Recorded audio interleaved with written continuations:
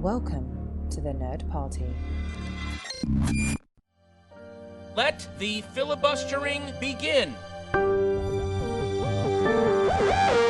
Welcome to Nerd Party.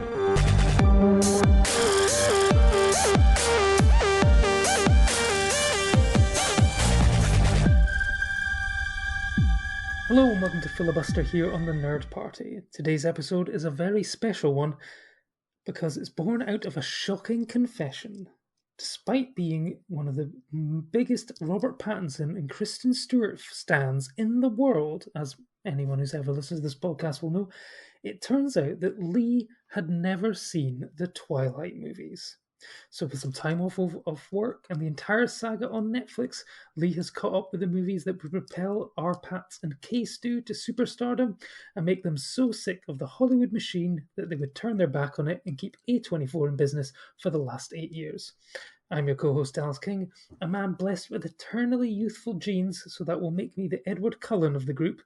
Joining me as always is a man who is always running around, probably with his shirt off. It's Lee Hutchison. How are you? Yeah, really good. I can't believe we've come to this moment. Like a good few years ago, I remember we recorded a podcast where we were like the best Robert Pattinson and Kristen Stewart films that weren't Twilight. So yeah, I feel like we've kind of done this back to front.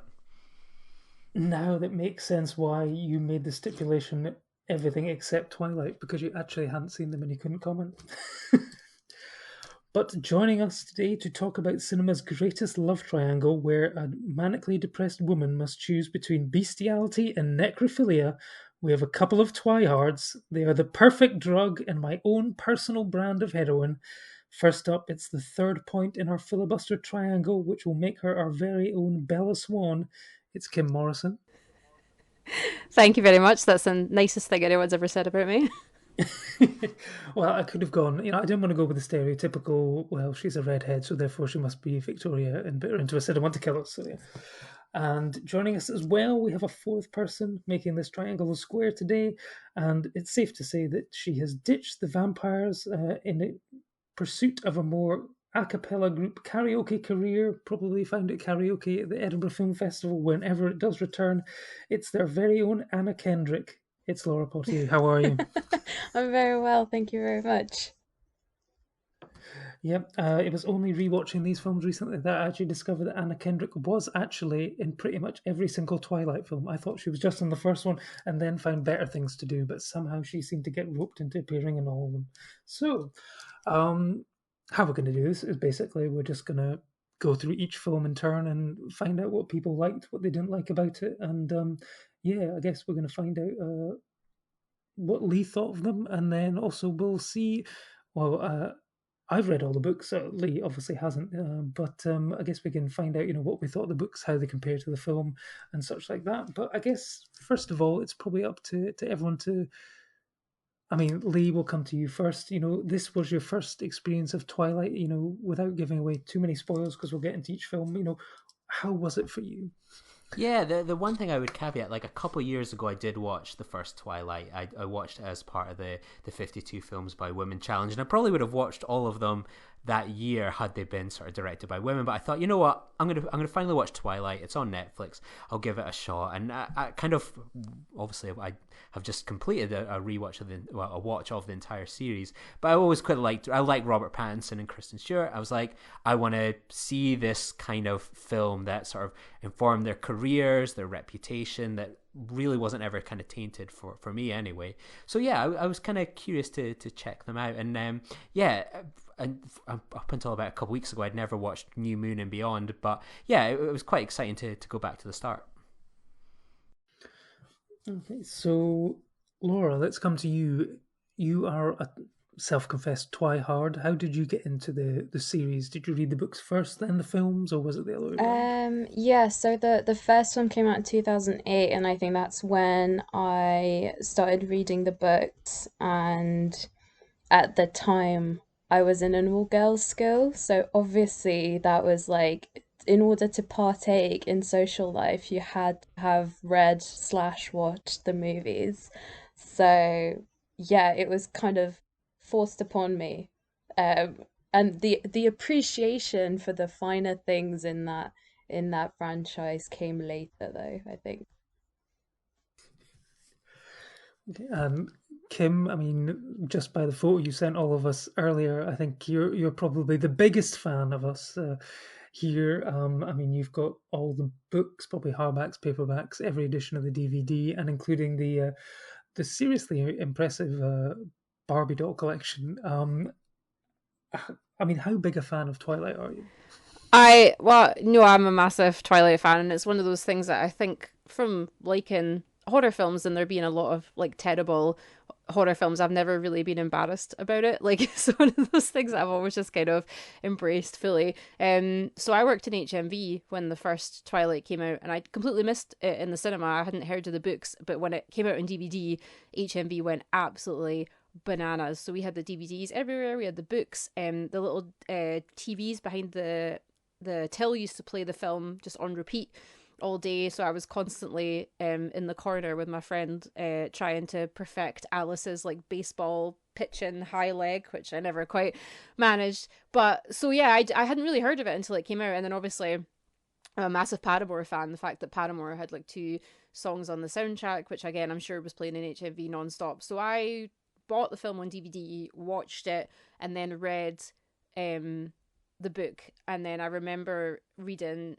New Moon and Eclipse quite soon after, and then I think Breaking Dawn came out, and I remember again still being in HMV working like an Enter Shikari gig on the merch stand and just sitting during the entire gig just reading Breaking Dawn because I was like, I need to finish this and find out what happens, and just missing the entire Enter Shikari gig. So yeah, I was pretty into it, and obviously having HMV staff discount meant that I had t-shirts, and that's why I've got random books, I've got graphic novels, just like everything I could get my hands on, I had basically.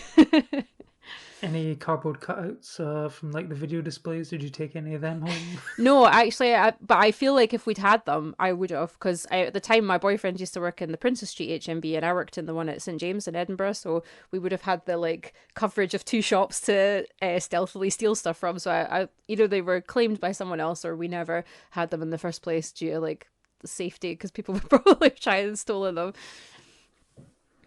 Well, for me, it's quite a funny story. I was working at the Belmont at the time, and there was a girl which I really fancied at the local Waterstones, and she was obsessed with Twilight. So whenever I was in the store, I would end up talking to her about it. So I figured this was like the movie was just about to coming out, but it wasn't like it wasn't really expected to do much. I think it was an entertainment film had the rights.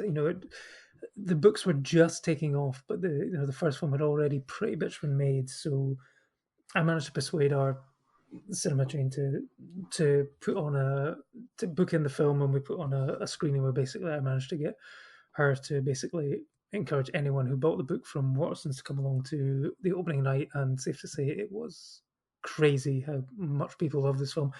Certainly not our typical Belmont crowd film, but it did well enough. So Charlotte from Watson's, if you're listening, thanks for that. Yeah, I sort of read the books, to see what it was all about, and just to try and impress her.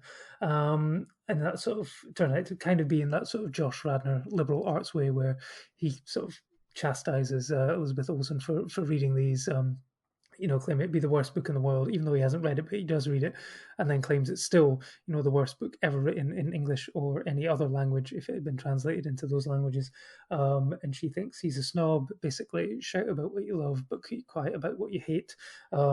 Which I think when I showed Lee that quote, he actually realised what it finally referred to. He'd been using it for other. Basically, you can use it for anything that anyone shouts about on Twitter, but it all came from reading the Twilight books.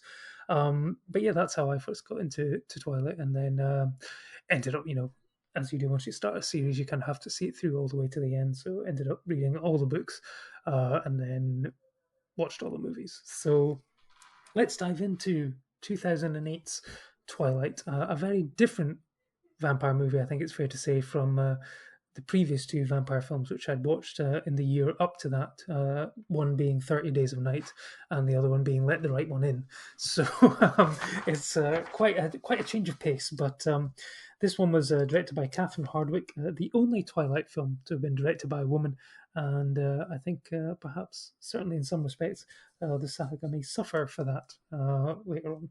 But This basically tells the story of Bella Swan, who moves to a small town in the Pacific Northwest where she falls in love with Edward Cullen, a mysterious classmate who reveals himself to be a 108-year-old vampire. So, Kim, we'll come to you first. What did you make of the first Twilight film when you saw it? I mean, I hadn't watched them in a while. I sort of forgot how much I actually loved them. I thought I was maybe going to go back and be like, oh, actually, these aren't as good. Because I was always in the opinion that I liked the books better. I think a lot of stuff, which I guess we'll get onto, especially in Breaking Dawn, doesn't translate as well to screen as it does to read it and like picture it in your imagination. But I think the first one, I just remember like falling in love with it. It's just such a, I think, something I've read a lot recently. It came up like when the Black Christmas remake came out and when they did the sequel to The Craft and things, is that they don't, people tend to not make like horror films. I know Twilight's not really a horror, but it's got like horror elements in it. They don't really tend to make horror films that are sort of directed towards like teenage girls. And I think Twilight just sort of does that and isn't like ashamed of it. And I think that a lot of like older dudes like think they're smart because they're like, oh, I don't like this, and it's like, well, I don't think you're really supposed to. I think you're very much supposed to put yourself in the shoes of Bella, and if you don't sort of fancy vampires and werewolves, then you're probably not gonna enjoy that. And I think it's quite I think a lot of the time, like, women who like monsters and things in films usually end up being the victim and stuff, so it was quite nice to sort of have her fall in love with a vampire and her never really be like in any danger from him. They still managed to have like the vampires being a threat, but not really from himself. So yeah, I actually forgot, like, I know that Lee was saying that he thinks some of them could have been a bit hornier. I think with this one, there was bits that I did that I found horny enough. Like the bit where he saves her from getting crushed from the car and he's like standing over her with his hand on the truck and they just like look at each other. I was like, I liked it now, but I can imagine like 20-year-old me or however old I was when it came out would have been like proper like heart fluttering. It's nice to see like a romance kind of horror thing combined together without it being monstrous or scary. So I think they did a really good job of that. I definitely think the first one's the best and probably the closest to the book. But yeah, it's weird as well because I wouldn't say that Kristen Stewart or Robert Pattinson in it are bad acting at all, but I feel like they make some really like wild acting choices, like especially Edward. A lot of the faces he pulls and stuff are just, again, I think it's maybe a case of it sounded fine in the book, but when you translate it to screen it just looks weird. But no, I love it. I loved the first one. I forgot how good it was and how much of it's just based on like their romance rather than the sort of threat of other vampires is kind of chunked in at the end to set up the other films, but it's mostly just a love story between her before Jacob gets weird. It's just her and Edward, and it's nice. I'm guessing the one of the faces you're referring to is when Edward gets a whiff of Bella's blood and is so intoxicated by it that he basically wants to throw up and has to leave the classroom. Yeah, exactly. I think it makes sense, like contextually. I think the more you watch the films and the more you know what Edward was experiencing at those moments, you're like, okay, it makes sense. But I think like the first time watching it, you're just like, what on earth is going on, and how did she ever end up fancying him after that? But yeah. Have you read Midnight Sun? Is that the one from Edward's point of view? I haven't actually, but I also discovered there's like a gender swap version where like Bella's a boy and Edward's a girl, and so clearly she's just writing as many books as possible to get the most out of this series. But I do kind of want to read both of them. I'm very yeah, I did add them to my Amazon wishlist, so I didn't forget they existed. Yeah, well, I believe there's a movement after this one. We'll do the other Twilight series. Of course, 50 Shades of Grey was originally fan fiction inspired by Twilight. So, Laura, you were keen to do that one next. But what did you make of the original Twilight movie? I mean, it's just like so fun, and probably of all the movies, like by far the most quotable. Like I think I used to hate watch it with friends, and it used to be just so funny because there's so many like completely preposterous lines. but it gets to the point where you watch it so many times that you start learning it off by heart, and then it just becomes fun, like unironically fun. And I think, yeah, that's how much I've seen the first one. And just, yeah, touching on Kim's point about, women in horror, and how Twilight in a lot of ways was the sort of first big mainstream movie to prioritize, or at least show studios that like young teen girls were like a profitable market. Is it really interesting, like looking at Twilight's legacy in terms of like paving the way for, the Hunger Games, the Divergent series, and all of that, kind of stopping this idea of like teenage girls as the other market to the mainstream teenage boys market. I thought, yeah, that I think Twilight doesn't get enough credit for its role in doing that. Yeah, the craft walked so Twilight could run, in my opinion.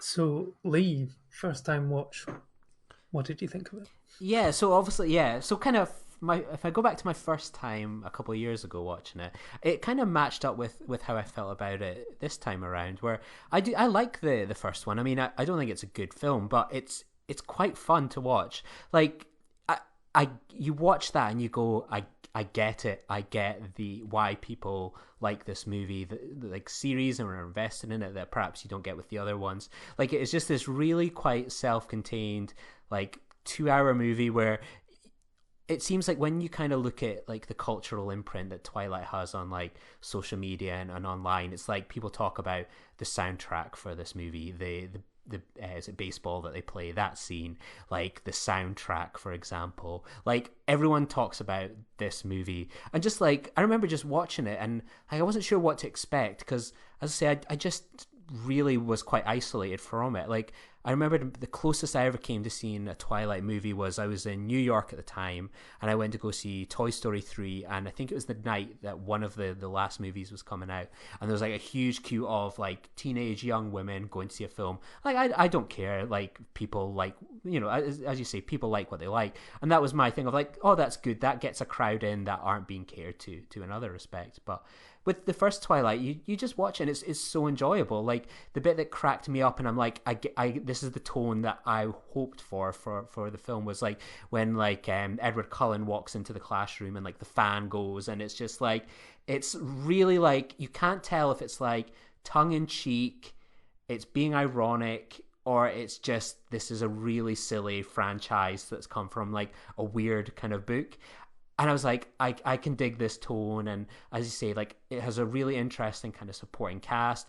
I think Stewart and Pattinson are enjoyable. Like I feel like they are in sync with the way the film is going, and like it doesn't have all this politics about what's going on with werewolves and vampires that I just lose total interest in the films. It's like, this is a film that I could watch again. I could maybe watch a third time down the line, not in a rush to, but this is fun, and it sets things up quite nicely. And I just feel like if we kind of go from this to maybe just one more sequel and condense all of the others into it, I think it would be an absolutely fantastic two films.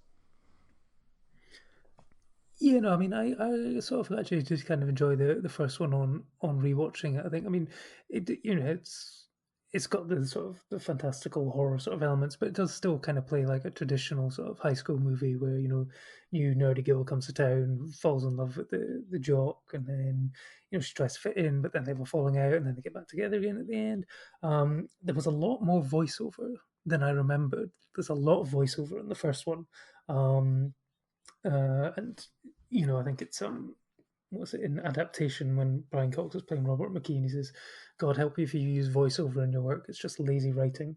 But I guess it was done more to get inside the head of Bella and explain everything, because there's a lot that I guess it was the easiest way, I guess, for them to translate the first book to the screen. But I guess the big thing I want to ask people is, what did you make of the design of these vampires? Because basically, anything that is, almost like traditional vampire lore about garlic, mirrors, sunlight, and all that is kind of thrown out the window, and the fact that they hang out in a sort of cloudy, grey, rainy sort of Seattle because, it turns out that if they ever went directly into the sun, they wouldn't burn alive. They would sparkle. So, did you find the lack of commitment to sparkle motion? How did you find it? Kim, what did you think of their design, given that you're a big horror fan? How did they stack up against other vampires? I mean, I think what people maybe forget with a lot of things like vampires and werewolves and stuff, that in loads of different films and different versions, there's always different rules. Like, sometimes like Dracula can go out in the sunlight, sometimes it just makes them like weaker, sometimes they can't go out at all, sometimes if a vampire bites you, you instantly turn into a vampire, sometimes like Buffy, you have to die and come back first, sometimes they have to drain you and like choose to turn you and like feed you their blood. Like, there's so many different rules for how vampires work that I think the Twilight books creating their own version and sort of carving out what they needed to make the series work, to make it work that they were a family, they like, lived in the town, they would obviously have to go out in daylight or it wasn't going to work. So they at least tried to pick a thing that would make sunlight was still like an issue, but not kill them, obviously. And I think the whole thing about the Twilight vampires especially is when you turn into a vampire, you end up looking absolutely like gorgeous. Like, there's a whole bit in the Breaking Dawn book when when Bella turns into a vampire, she talks about like how much more beautiful she gets and just how everything's like accentuated. So I think it makes sense to have them have this thing where they're like, when the sun hits them, it releases like their true beauty, like almost. I know Edward kind of says, and I think this is just in the books that it's mentioned, that it's sort of like the mark of the sin of all the people he killed before. But in the films, Bella sparkles the minute she's got turned into a vampire and she never eats anyone. So I think, yeah, for them to just be this extremely like hot vampire clan, it makes sense for their beauty to be like so dazzling that they would obviously stand out from not being normal. So yeah, I don't have a problem with it. I think horror reworks the way that monsters work to suit their story, and I think that's exactly what Twilight did. It wanted to include vampires, but it obviously had to have them work in the daylight. The fact that they can feed off animal blood and they're totally fine, like usually vampires, that makes them a lot weaker. Like Lestat, an interview with a vampire, eats rats and he looks like death basically. The fact that they can just choose to be vegetarian, I think is cool. So yeah, and the fact that they have the ability to make like moral decisions rather than just like losing their soul and wanting to eat people like instantly, I think I don't have a problem with it. She created the world that she needed and made the vampires like fit into it, and I think it makes sense within the Twilight world to have them the way that they are. Very well put. Very well argued. Laura, what did you make of our sparkly vampires? I mean, I actually really liked it. Yeah, like Kim said, like it totally makes sense within the scope of it, and I like the justification for it, like how Edward goes, this is the skin of a killer, Bella, and it's like meant to lure the prey in and make them like put down their guard and stuff. I'm kind of, I feel like we don't see that many other vampire sparkles. I kind of wanted to see like how the rest of them look. Especially, I feel like the whole glistening white skin has prompted quite a lot of race debates and such, so it would have been nice to see like what that kind of looked like on a vampire like Laurent. But yeah, in terms of the actual story, I think in the book it made maybe more sense because there's definitely that stuff that you can't translate on screen where it's like, yeah, they become more beautiful, like their features stand out more, they're more shiny. And that's definitely a lot harder to show on screen, so they had to go with that sort of like glitter bomb look. But it works, all things considered, no complaints. And Lee, did you think the Cullens were so hot right now? Sparkle. My problem with it would be like, I can't argue with anything Kim and Laura said. Like, I just would have liked to have seen sort of like the Pacific Northwest kind of dark a little bit or something like that. Like I think it would have been a really interesting kind of this Forks town to see what that would have looked like shot at night. I think it could have been quite interesting. Maybe I'm just a boring kind of traditionalist. I kind of like vampires at night. But yeah, it really makes no difference to me. I didn't have much skin in the game either way. I think it sets Twilight apart in quite a unique way, and like I can imagine it being a way to sort of be a bit of a almost a bullshit detector. Like you can imagine being like seeing people online complaining like vampires belong in the day and oh this is sacrilegious, and being like yeah that person's going to be blocked and stuff like that. It's like it is what it is. For it works for this. Like it gets them into the school, that's fine. Yeah, like it's a conceit, but it doesn't bother me. So Twilight was a huge success, and spawned a bunch of sequels. And I think it's fair to say that Robert Pattinson and Kristen Stewart were maybe not as prepared as they thought they were for what was to come. And of course, the next film in the series was New Moon, directed by Chris White. That came out a year later. And in this one, Edward leaves Bella after an attack that nearly claims her life. And in her depression, she falls into yet another difficult relationship, this time with close friend Jacob Black, played by Taylor Lautner. Now, I first saw a bit of Twilight New Moon at Empire Movie Con 2, I think it was. And they screened one scene for the audience, but this was, I think it's fair to say, at the BFI, it was a film audience of people more interested in the Marvel films and stuff like that. And it's fair to say that the scene they chose did not get the audience reaction that they were probably expecting or hoping for. Instead, people were laughing their heads off, kind of like this. And that was, of course, Michael Sheen's epic laugh from Breaking Dawn Part 2, which we'll get onto. But basically, they showed the scene where Jacob and Bella are riding bikes, and Bella rides too fast and falls over and hits her head, and she starts to bleed. So Jacob does the obvious thing that he does when you don't have a first aid kit, which is to take off your shirt and start mopping her brow with it, even though it's covered in sweat and probably not very hygienic. And this, of course, had the audience rolling in the aisles because, I think even Edward at some point later on goes, does he own any shirts or whatever? The werewolves, I think it's almost the sort of thing like a joke like the Incredible Hulk, that basically I don't know how many pairs of shorts they go through in the end. It's probably why they don't wear shorts. It's because just because they rip them all and whatever. But I don't know what happens after they turn back into humans. Do they have a stockpile of shorts just ready to go to put back on? Who knows?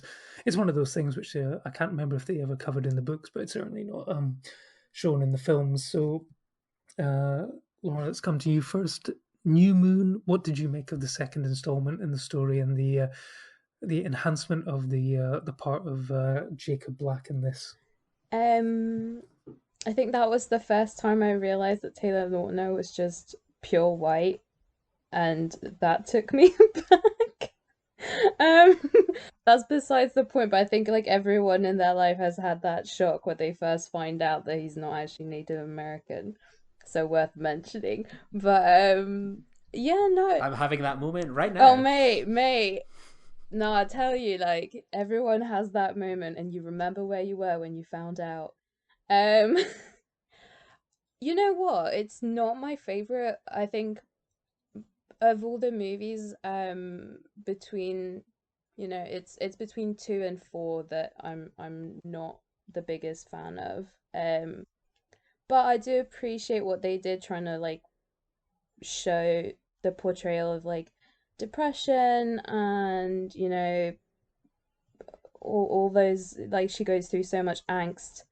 And it's not, what I appreciate is that it's not minimized just because it's like young love and she's only 17, and a lot of other movies might have made it seem like a bit ridiculous that she'd be like that depressed over a guy that she only knew for like, what was it, like a few months.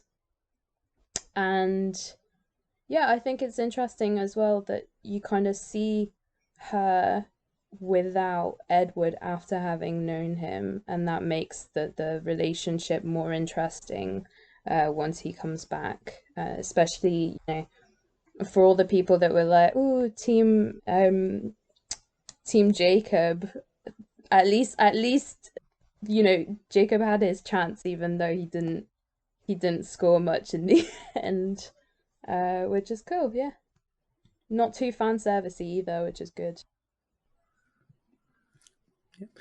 Lee, what did you make of New Moon? This was probably my least favourite of the films, to be honest. I think the Twilight films work quite well, and we'll probably come on to it in the next couple movies when there's like a bit of momentum behind them. Like, it feels like it's building towards like an emotional kind of climax. With this, it was like, I felt like Milhouse when they're watching the Potier episode of The Simpsons, where it's like, when are they getting to the firework factory? And the firework factory for me is get Robert Pattinson back into it, because like, obviously this isn't the greatest showcase of Robert Pattinson and Kristen Stewart's talents, but they're clearly very talented actors. Unfortunately, Taylor Lautner doesn't have the same, I think obviously his career since has kind of borne out that way, but he doesn't have the same pizzazz that the others do. And I just wasn't interested in these werewolves. It's probably my least favorite of the whole franchise in terms of when anything's going on about the vampire issue with them. It was just really boring. And I just kind of wish like this movie was just stripped away and it kind of went into like the next one. This one, the tone didn't have anything like the first one. It felt more like it was like universe building, which can sometimes be interesting. But ultimately with this, I wasn't really fussed. I wasn't following it. And I just was like, I'm not as invested in this relationship as I was sort of with Edward Cullen. So yeah, I find myself very much Team Edward in this one, and just like bored ultimately with the second one. And Kim, where does this one rank for you? I remember like being obsessed with the book when it came out. Like the bit where like if you've not read the book you won't know, but the bit where Edward leaves and Bella's sort of lying in the woods, like traumatized by him leaving. The bit where in the film where the camera sort of sweeps around her head and it does the months. In the book there's just pages that say like October, November, December, and I remember like crying my eyes for that bit because I was like, oh my god, like it's so. I think they build up that love story. You obviously think that the next one's just going to be all about them like being happy and stuff, and it was totally like devastating when he actually leaves her. I think in terms of how it fits in, I actually when I rated it, when I rewatched them for this one, I rated this the same as the first one, because I think this is, I feel like Twilight and New Moon are sort of together in setting up the world, and the first one just chooses to focus on Edward and their relationship and the Cullen family, and then the second one sort of gets rid of Edward to give you the chance to learn about Jacob and Bella's relationship, and then also the whole issue about the wolves. It's weird, I don't think they're actually ever called werewolves in the book. I'm sure they sort of try and distinguish the fact that they're just shapeshifters and they just happen to be wolves because that's like the animal of their tribe, whereas they're pretty free and loose with calling them werewolves in the film. So it's maybe a bit different. But I think, yeah, it sets up all of that. It sets up the Volturi and everything, and they're like a little bit of a threat in this film. But obviously that sort of culminates later, and they sort of keep the threat of Victoria sort of on the back burner to give her the space to be like the proper villain in the next film. So I think it's still very much a setup film, which is maybe a bit rich considering each film's like 2 hours long, so that's like 4 hours of setup effectively. But I did really enjoy it. I enjoyed sort of the whole section about the wolves and things. I remember like the first time either reading it or seeing the film like being quite shocked, like when Jacob turns into the werewolf and stuff. I think it's quite interesting. The only bit that I maybe don't like is and I say this in the nicest possible way, but is Robert Pattinson's face when he's being like moody Edward, like his face at that bit where he's standing in Italy and he's taking his shirt off really slowly because he's like, oh, I'm so emo, I'm about to die and everything, and Bella's like running towards him, but honestly he just looks so like over the top. He's like, I'm a vampire and I'm trying to be all like stony glum. I'm just like, oh my god, I can't be bothered with him. So I think if he'd hung around and been all like moody for that film, it probably would have put you right off him. So yeah, no, I think it's fun. One of my favorite scenes actually was in this film. It's sort of the bit where I can't remember what song it is that's playing. I feel like it's a Muse one. It's the bit where they're like going through the woods trying to hunt Victoria, and like the wolves are chasing her, and like she jumps out on Harry Clearwater, and then he ends up having a heart attack, and the wolves are like chasing her through the woods, and it keeps doing that thing that they do a lot in the series where it shows them like running at normal human speed, and then it just suddenly speeds up and they like zip away through the woods. I thought that scene was beautiful. I think a lot of the scenes probably get lost in the fact that people think they're not very good films, but there is actually a lot of like beautiful shots and things in there, and that was definitely one of my favorite. That whole Victoria chase scene, just her like red hair flying through the woods. Yeah, no, I think that one was indeed a soundtrack to a Muse song, which was the second film in a row. And I've just realised that we forgot to talk about the baseball scene from the first one, which I did see on Twitter recently. Someone claimed that it was the peak of cinema. Quite clearly, the peak of cinema was the scene where they were all playing baseball together, which they can only do in a thunderstorm because it hit the ball so hard, yet not hard enough to shatter the baseball or the bat, which is quite interesting. They just know how to apply just enough pressure that neither item breaks, yet they can, snap a vampire's head clean off with their hands. So, yeah, who knows? But this one for me is probably my least favourite of the films. I think, there's a lot of brooding and sort of misery in this one. I think this is where maybe if it had been a female director, I think they probably could have done more with Bella's feelings about how lost she was feeling. It was when I noticed this time when of course they're reading Romeo and Juliet, and then it turns out to be so incredibly on the nose in terms of what happens later. I actually hadn't realised that, but then there's the point where Edward is slagging off Romeo for not realising that Juliet was going to not be dead and stuff like that. And then he does the exact same thing later on where, he phones up, but he doesn't get 100% confirmation that she is actually dead before he decides to go and try and kill himself. So it's just like, you slag off this guy, but you're doing the exact same thing. But it does lead us to the Volturi and the introduction of a scene stealer and scenery chewer, Michael Sheen, in this one, as setting up a bit more of this vampire universe. The first, I think probably 2/3 of the film are setting up the werewolves as potential antagonists to the Cullens and stuff like that. But it turns out that the big bads are probably going to be the Volturi in this. And but again, it's one of these things where it's like, well, they're a threat, but they're not going to do anything yet, and they're going to come back along later. And that of course then brings us along to nicely to Twilight Eclipse, where as a string of mysterious killings grip Seattle, Bella, whose high school graduation is fast approaching, is forced to choose between her love for vampire Edward and her friendship with werewolf Jacob.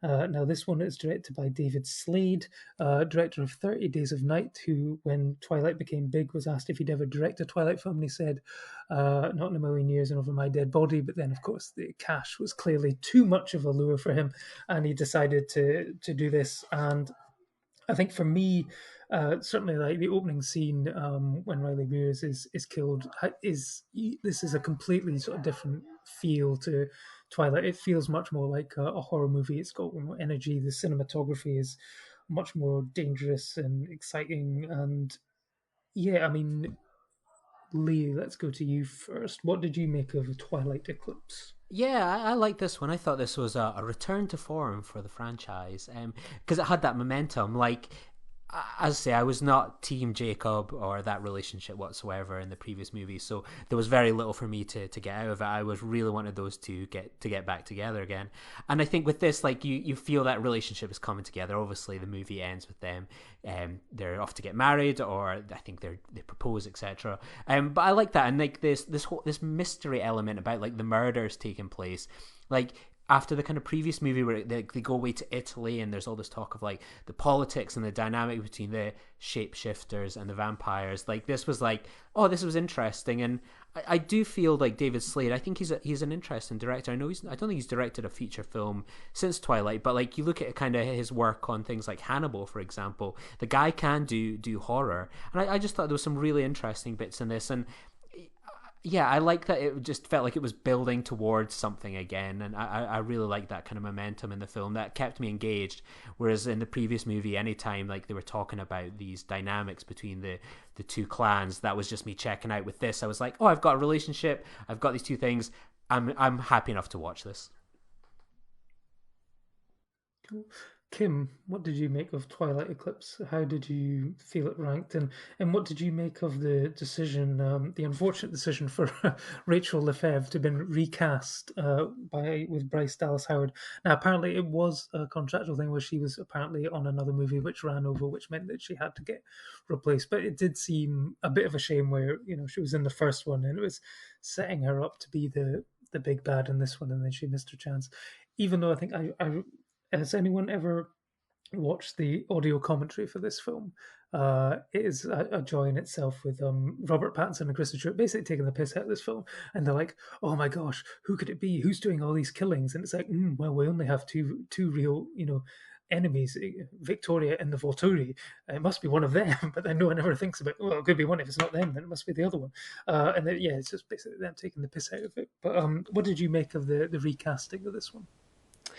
Yeah, I think it's really jarring. It's weird. Like I know Victoria didn't get a lot to do in the first two, obviously, but I feel like just even, and I don't even know if she speaks in the second one or if you just see her running a lot, but I feel like just even like her face and everything, she just looked really like menacing and like she was gonna like cause a lot of trouble, and I feel like it just didn't really work with Bryce Dallas Howard as much. Plus her hair just looked terrible. Like, I mean, she usually has red hair anyways. Not that red, obviously, but it just looked weird. And I just feel like, yeah, I mean, it's a shame for the actress as well, because like you said, she did all the build up and then she didn't get to do the actual, the big sort of villain scenes. But yeah, it was just really, really jarring and weird. I feel like they could have, I don't know, found a way to work around it. It just seemed like an odd choice. I think this film overall, it was the one I liked the least, and it's probably the most like forgettable for me.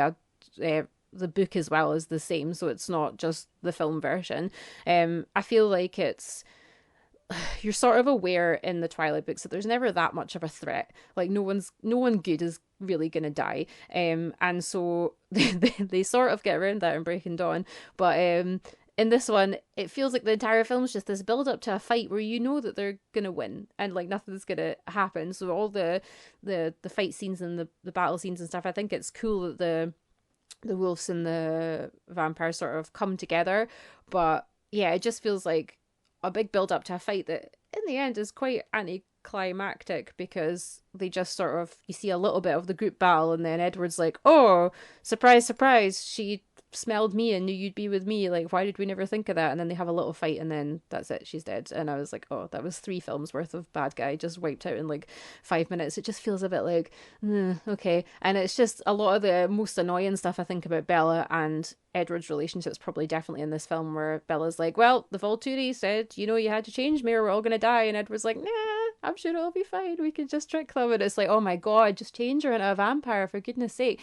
So yeah, I think this one was the most it's just a bit dull for me. I think I gave it the lowest rating when I rated it. Just just a side point while I remember as well. I think the reason that they have to play baseball in the thunderstorm is not because of the bat or the ball. It's because those you see it when you kill them. They basically look like they're made out of like stone.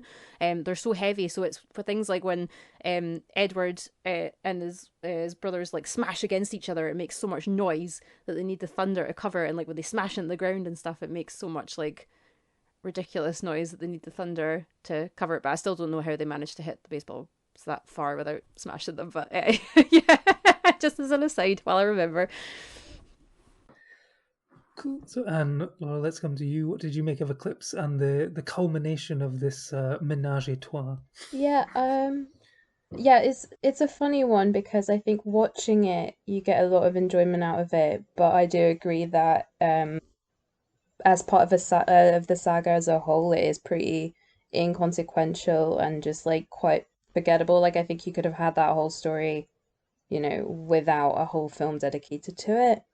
I think what's more interesting is the whole discussion about Edward wanting to get married before he turns Bella, and her being like quite against that and not really seeing the point. I think it gives her. I think we see Bella as being like independent and stubborn and hard-headed towards other people, but in the movies, when she's with Edward, it's very much the opposite of that, where she kind of just yields to a lot of what he wants. And I think it's interesting that we finally see her give him some pushback on that front, even if she does eventually like accept. I find the whole thing with Jacob quite frustrating and dumb, but that then comes full circle in the next couple movies, so it pays off in the end. Yeah, no, I mean, this one is sort of, yeah, like you say, it sort of builds up to essentially a fight that kind of sort of falls along the lines of the most of the Avengers movies up until Infinity War and Endgame, where you know that there's no real stakes and that everyone's pretty much going to survive. They're not going to kill off any main characters, and at this point, so yeah, it's you know, I guess unfortunately for David Slade as well, it's a rather bloodless battle as well, because you know it doesn't ramp up the horror aspect of that. Everything sort of takes place with CGI and stuff like that. But you know, the main battle, of course, is between Jacob and Edward, and who's going to win Bella's heart. Where you know, he's like, oh, you know, don't you ever kiss her again unless she asks. And then she asks Jacob to keep him away from the fight, but then she's like, oh, she loves them both, but who's she going to choose? And then, of course, she chooses Edward because, yeah, you would, because you know, become a vampire. So and that leads into, of course, Breaking Dawn part 1 and part 2, but we'll cover them as a single movie because I believe that's what they were meant to be initially. But then, of course, Harry Potter and the Deathly Hallows split into 2, and then someone clearly decided that, hey, we can make more money by splitting this movie into 2. I still don't think it needed to, because you know, not much really happens in the first part anyway. But hey, that's just my opinion.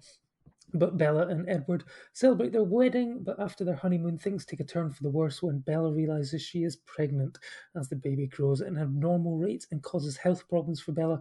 Edward and the wolf pack fear that she may give birth to an immortal child, but the Cullens will do everything they can to make sure Bella and her child remains safe. And following the birth of Renesmee, the Cullens gather a vampire clans together in order to protect the child from the Volturi. So, at this point, we're going to park one particular point of this movie to the end because it's the best thing to talk about. So we'll get to that. So let's go right back round to Kim. What did you make of Breaking Dawn part 1 and part 2?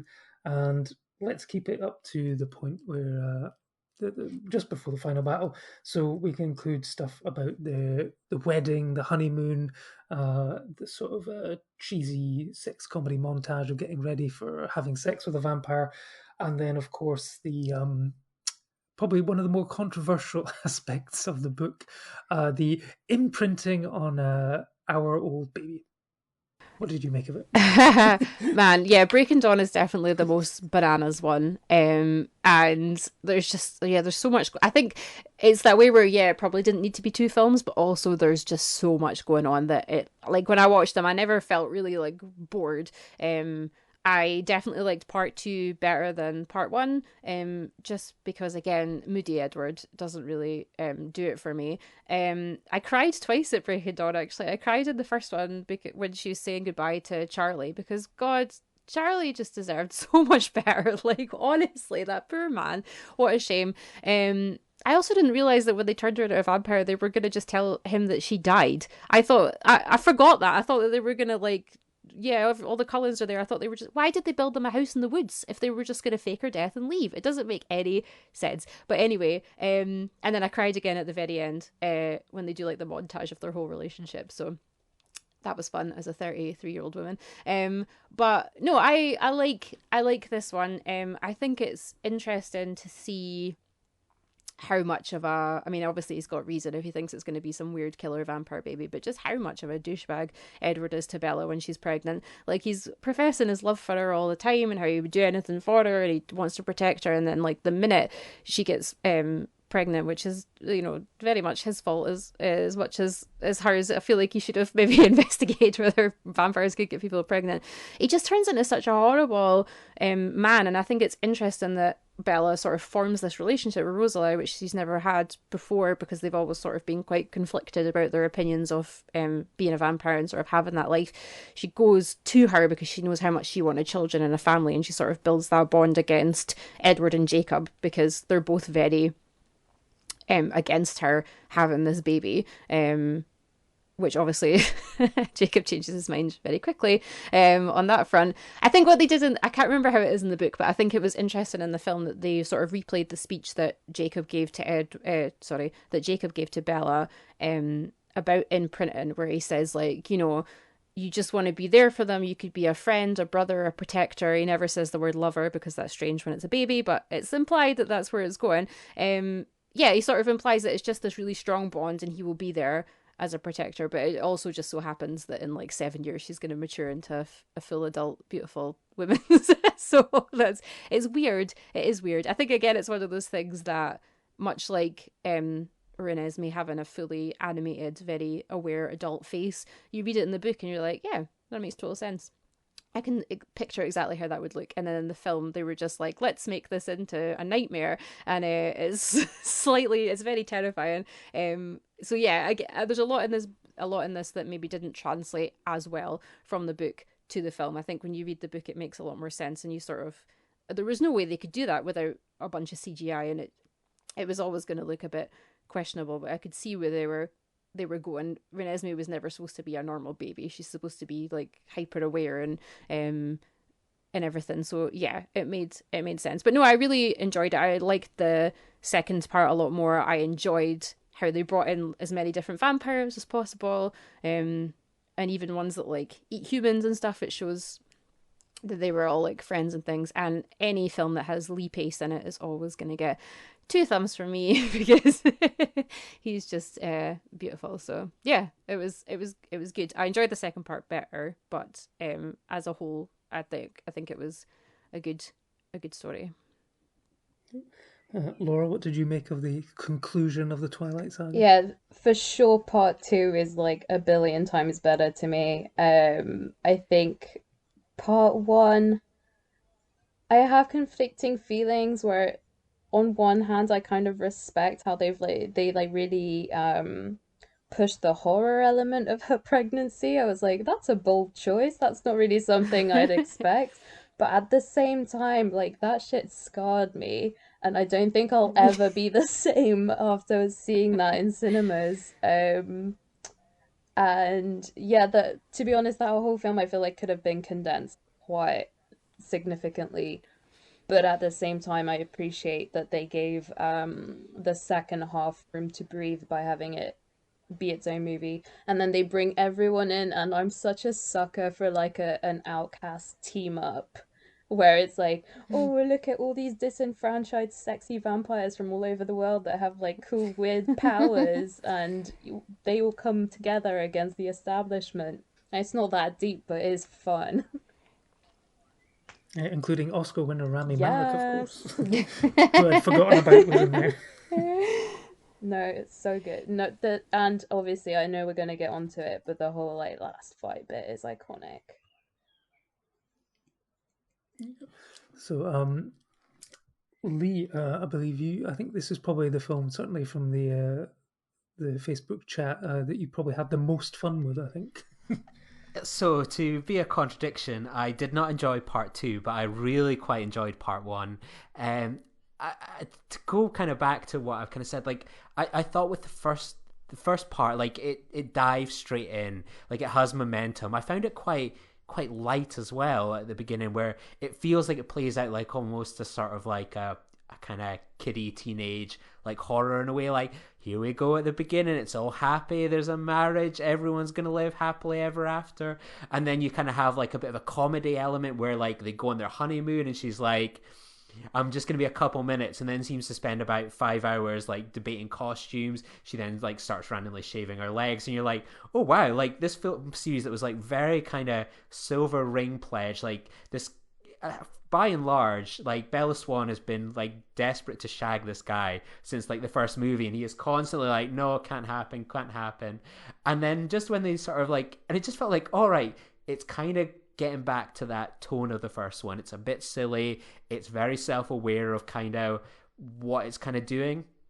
And then I really like that twist, that, you know, the twist where it then becomes like this very body horror element where like they've got this like crazy child inside, it's growing really fast, Bella might die, it's all dramatic, you know, she dies, and it's really quite bloody as well. I thought that was really interesting. And bizarrely, the only footage outside of the original Twilight I'd seen, and I think it was the only footage I'd really ever seen up until I watched a couple of years ago, was a couple of years ago, no, at the time of the film came out in 2000, about 10 years ago now, sorry. I was interested to see, like, I knew the end, that she died and became a vampire, and I was like, oh wow, that's quite interesting. I want to see that pay off without having to do any of the homework. So I watched like a cam copy of like the last 10 minutes to see like Bella die and turn into a vampire. So yeah, a boring aside there, but yeah, it felt like a proper body horror within kind of reason movie, and that really interested me, and I thought it had really good momentum, a bit of tension. It felt like a really contained drama within this little household that was going on.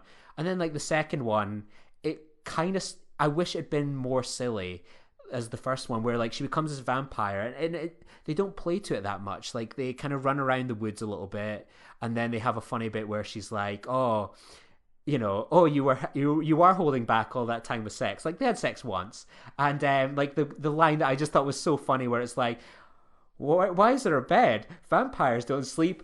It's not for sleeping. And I was like, yes, this is like the tone these series should have had. Like, stop taking yourself seriously. I don't care about politics. Just be like this weird, random teen romance that's just really bizarre about like a mad Christian and like a horny like teenager from like the Midwest and stuff like that. Like, that's interesting. But then the second one just kind of does a lot of politics for a while, and I'm like, oh, I've checked out of this. I can't even remember what was going on with the kid at one point. I remember being quite startled by the imprinting aspect of it, for sure. Yeah, no, I mean it's that thing of, yeah, it's like I'm a horny teenage vampire and a werewolf's just imprinted on my baby, sort of, you know, National Enquirer style headline. I just remember like the ending going for that sort of cliched sort of zoom in on somebody's closed eyes and then open to reveal that they're actually alive and they'll be back for the sequel. Oh, what a shock! I mean, the most disappointing thing for me about part one was the fact that I'd read the book, so I was desperately waiting to see Edward Cullen perform a C-section with his teeth. Oh yes, and it basically cut away from that and didn't actually show, for me, would have been the money shot of the series, to see Edward just gnashing away on her stomach to pull this baby out. And yeah, no, I was bitterly disappointed. That's probably why I wasn't a fan of part one, but part two leads up to, let's get the gang back together, even though, we haven't really met most of them for the first time anyway, but to say that this baby is not an immortal child, i.e. a child that was turned into a vampire and has not been able to mature, and so therefore can never be taught to control their bloodlust and hunger, and will go around killing people for the rest of life. But she's actually a half human, half vampire. So the Volturi are coming to basically kill everyone and take Edward and Alice into their clan to use their talents. And it's fair to say that this is where the film differs from the book, where the book essentially has them all come together and they basically have a chat and realize that, oh yeah, no, she is a vampire and a human. Okay, fair enough. We'll head off. Bye. And clearly Hollywood realized that that would be a boring-ass ending to a film franchise. So what did they do? They decided to actually have a fight. And this was a fight where many, many main characters get killed, including Carlisle Cullen. He gets his head ripped off straight away. Most of the Volturi die. Some of the wolves die and everything. And I have to say that when this was happening, I went on opening night with a girl from Morrison's again just to see how it ended, and everyone who was a true fan was basically up in arms that they were killing off these characters and diverting from the book. And then, of course, it turns out that all of this was a premonition. It was Alice showing Arrow what was going to happen in the future if he went down the path of trying to start a fight. And when it cut back to that, I have to say that I was applauding in the screen. I thought it was one of the greatest bait and switches in the history of cinema, and I thought it was so incredible that I was screaming out loud, kind of like this. Had to use it again. I just thought it was a wonderful way to actually kind of have like a proper fight with sort of consequence and stuff like that, but then pull the rug out from under you and go, it was all a dream sort of thing. They got the best of both worlds, in my opinion, and it was an amazing way to end it. Even though technically the ending was one of those incredibly cheesy montages of sort of everyone sort of turning to camera, not as good as the Predator one, sadly, but just turning to camera and acknowledging anyone who'd ever appeared in the Twilight films for a couple of seconds. So yeah, that was it for me. Laura, what did you make of the bait and switch? I mean, my little teenage mind was absolutely blown when I saw that in cinema, I can't lie to you. And the great thing was it was one of those very first memories I have of being in a cinema and the audience actively like screaming at the screen. So that always holds a very special place in my heart. And honestly, like, yeah, the whole like, oh, it was all a dream, nothing's real. It's kind of overdone now, but back then I swear that was like as sort of like groundbreaking as you could get for this kind of movie. And it's just, yeah, it was genius. And I totally agree that, yeah, the book ending wouldn't have worked on screen. Like, people would have been pissed if you just had a chat and then they'd walked off. So honestly, yeah, probably the best thing. It's a tie between that and a baseball scene of the best things to come out of the Twilight franchise, easily. Lee, what did you make of it? You weren't keen on the conclusion, were you? No, I wasn't a big fan of the second movie overall, but I did like the climax. Like, I think I knew, like, when I was watching it, I was like, oh, this part wasn't in the book, and I think there's some cop-out. And in a way, the big influence probably the worst, and it's not the Twilight movie's fault, is, like, the Hobbit movies that came after. Like, you think of, like, the Hobbit book, like, Bilbo Baggins gets knocked out while there's, like, this whole big battle of, like, 5 armies, and then, like, a couple of years later, the Hobbit movies go, yeah, we probably want to do that battle. Well, we won't have him unconscious until a good way while in. So, like, the Hobbit, the Twilight movies, very influential, clearly, on one of the worst franchises ever made. But, yeah, like, I liked it because it was, like, when they first, like, popped a head off, I was like, oh, like, that's pretty shockingly violent for, like, this kind of teen movie.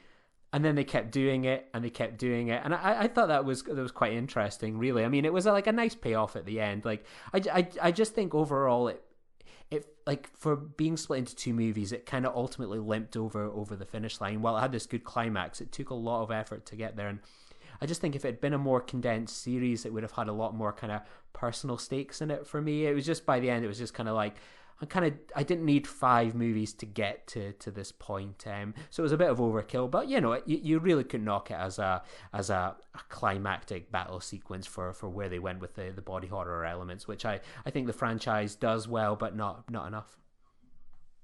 Cool.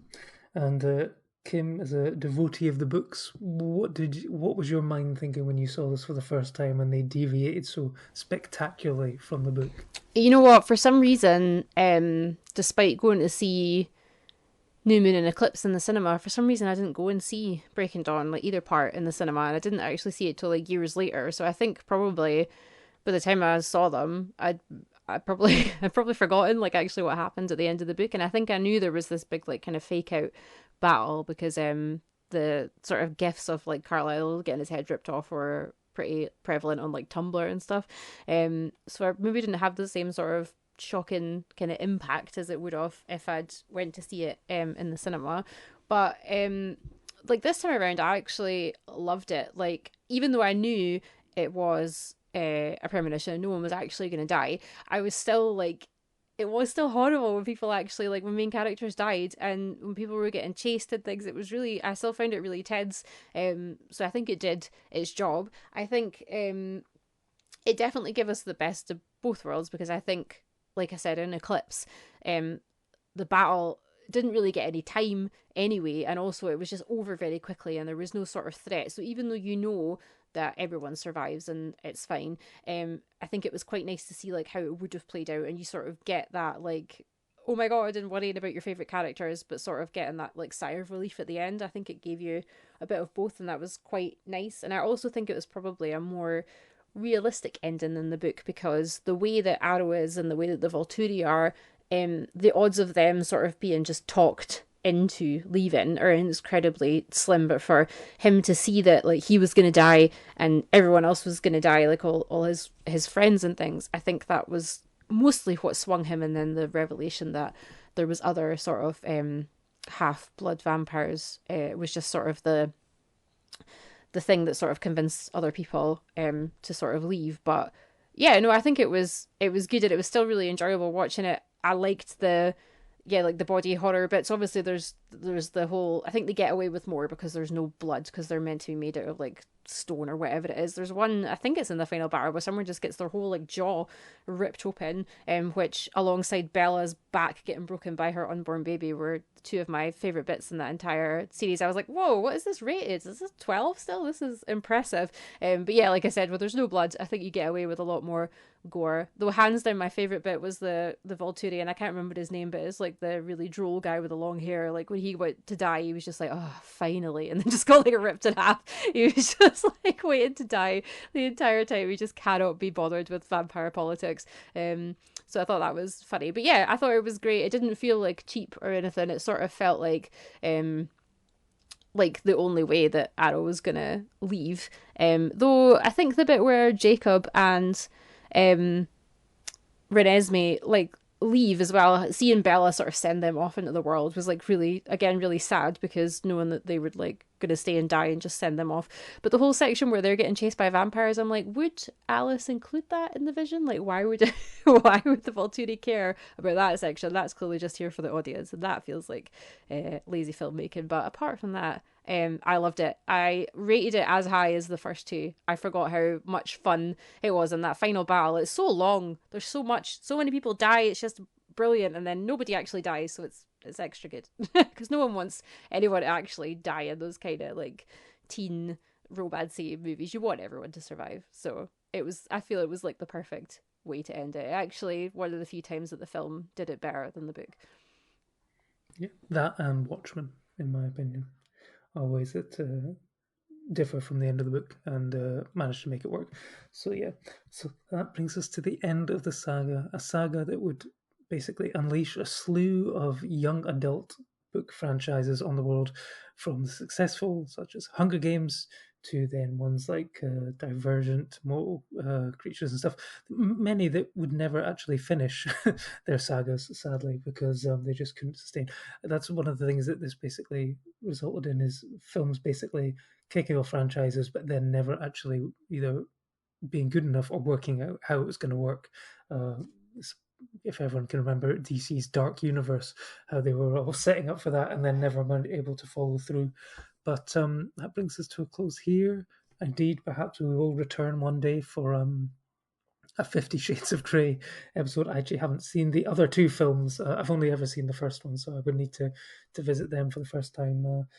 But, there's plenty more Kristen Stewart and Robert Pattinson films out there. And next year, Edward Cullen will finally fulfill his promise. It's probably one of the worst vampires in the world. It's only taken him around about 10 years for this vampire to finally turn into a bat. Next year we'll see him as the Batman. But thank you all for joining us for this trip down memory lane with the Twilight Saga. You are all my personal brand of heroine, and this has been fun. And we'll see you all next time. Bye-bye. Join the revolution. Join the Nerd Party. Welcome to Nerd Party.